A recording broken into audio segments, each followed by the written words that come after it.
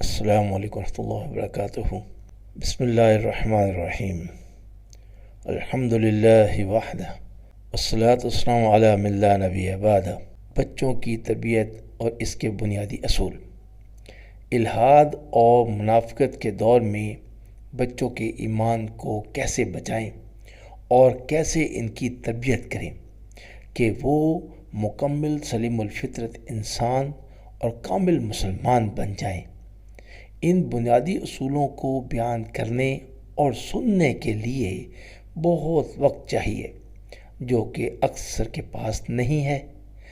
وقت کی کمی کے پیش نظر ہم آپ کے لیے 10 منٹ کے وائس ریکارڈز ایک ساتھ کی شکل میں پیش کریں گے، تاکہ ضرورت پڑنے پر دوبارہ سن کر عمل کرنا آسان ہو جائے۔ والدین کے لیے اولاد کی تربیت اور اس کے بنیادی اصول سیکھنا کیوں ضروری ہیں؟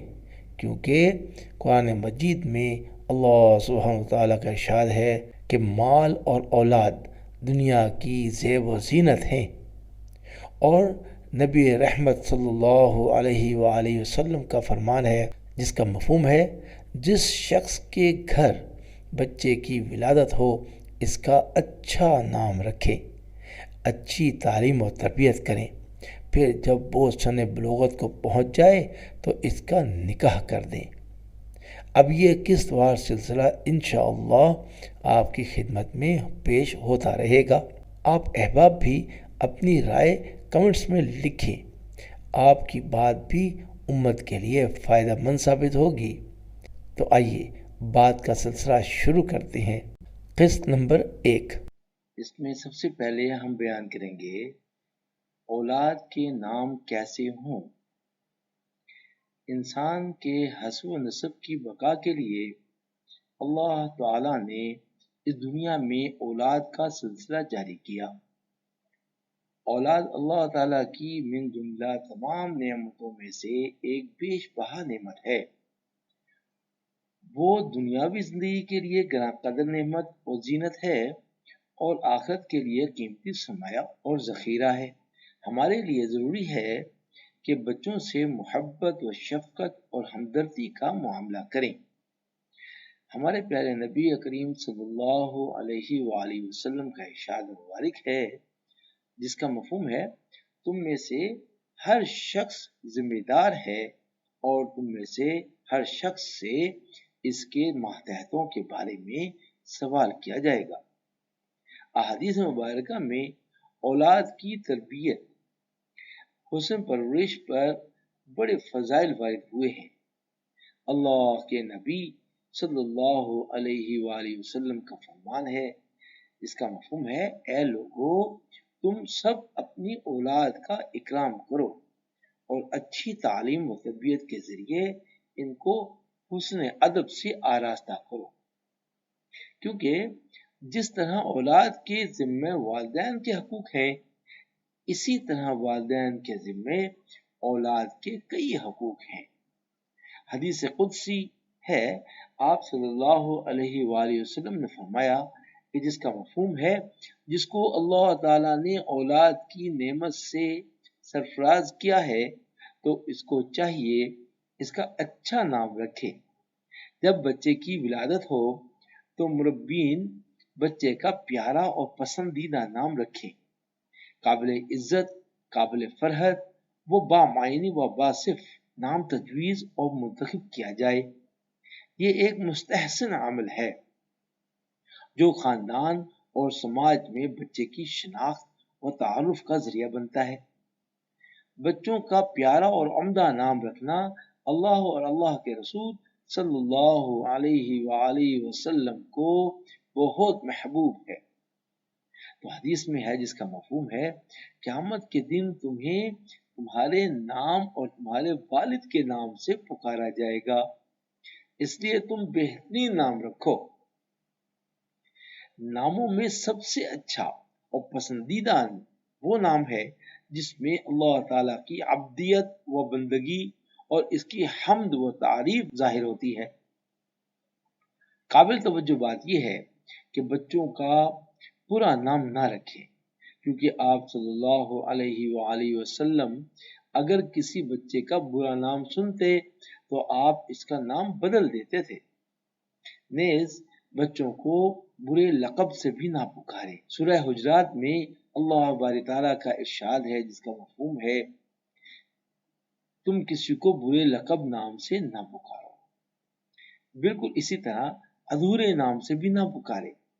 مثلا عبد الرحمن سے صرف رحمان کہنا، عبد الغفار سے صرف غفار کہنا، چونکہ رحمان اور غفار اللہ تعالیٰ کے صفاتی ناموں میں سے ہیں اور بندے کو اللہ تعالیٰ کے صفاتی ناموں سے پکارنا صحیح نہیں ہے۔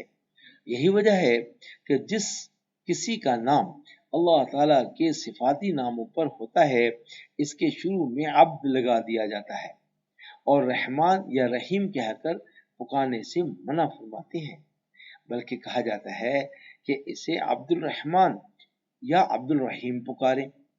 اللہ سبحانہ وتعالیٰ کے پسندیدہ نام عبداللہ و عبد الرحمن ہیں۔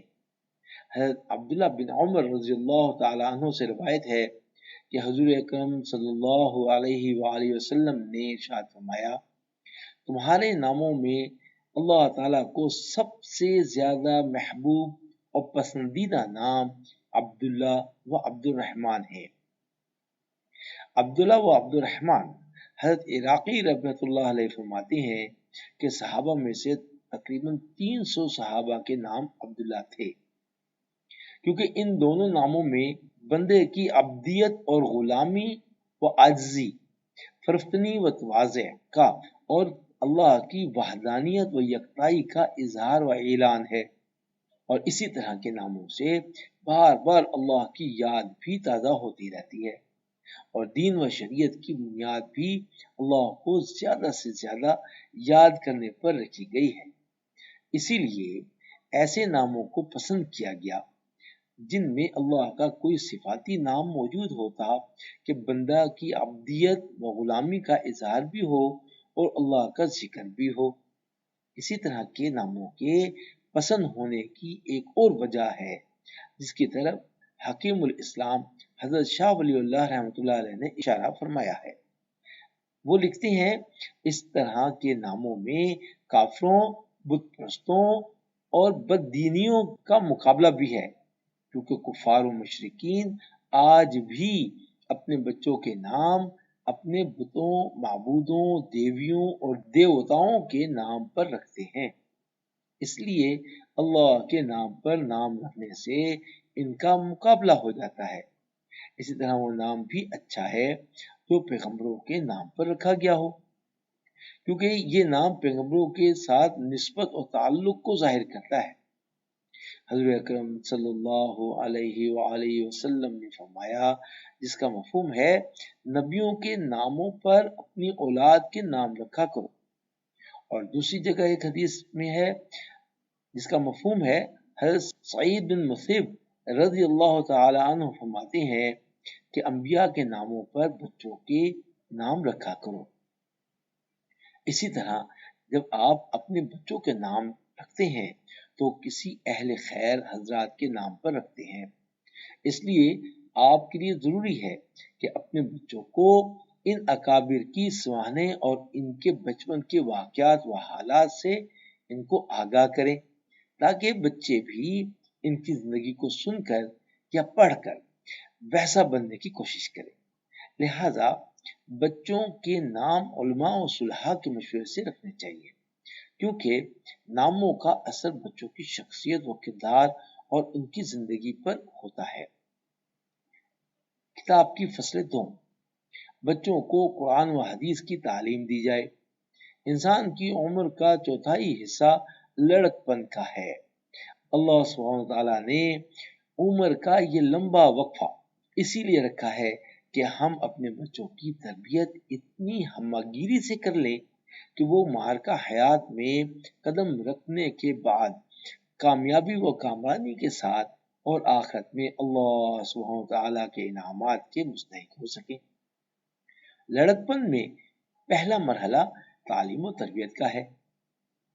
اس میں بچوں کی جس طرح تعلیم و تربیت کریں گے بچے کے ذہن میں نقش ہوتا چلا جائے گا۔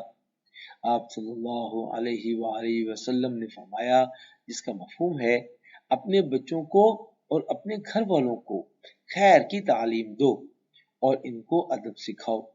بچوں کے لیے تعلیم نہایت ہی ضروری ہے۔ نیز بچوں کی تعلیم کا عمدہ سے عمدہ نظم کیا جائے اور حصول علم کا موقع فراہم کیا جائے، کیونکہ ایام طفولیت میں ذہن صاف و شفاف، قوت حفظ مضبوط اور بے پایان نشاط ہوتا ہے۔ اسی وجہ سے تعلیم و تربیت کے لیے اس مرحلے کی بڑی اہمیت ہے۔ حضور اکرم صلی اللہ علیہ وآلہ وسلم نے فرمایا، جس کا مفہوم ہے بچپن کا علم پتھر کے نقش و نگار کی طرح ہے، کیونکہ بچپن کی یادداشت بہت تیز ہوتی ہے تو بچے کی دائمی یادداشت کا حصہ بن جاتا ہے۔ بچوں کو کلمے کی تلقین کی جائے، بچے کے دل میں ایمان باللہ کو راسخ کریں۔ جو ہی وہ بولنا شروع کرے اسے ان الفاظ و معنی کی تلقین کریں جن سے اللہ سبحانہ وتعالیٰ کی محبت ظاہر ہوتی ہے۔ اسے لا الہ الا اللہ محمد رسول اللہ کی تلقین کریں، اسے دین اور امور نافع کی تعلیم دیں۔ یہ تمام باتیں سکھانا والدین کی ذمہ داری ہے۔ حضرت عبداللہ بن عمر رضی اللہ تعالیٰ عنہ فرماتے ہیں، اپنی اولاد کو ادب سکھاؤ، یقیناً آپ سے پوچھا جائے گا کہ آپ نے اسے کیا ادب سکھایا اور کیا تعلیم دی، اور اس سے آپ کے ساتھ حسن سلوک اور آپ کی فرما برداری کے متعلق پوچھا جائے گا۔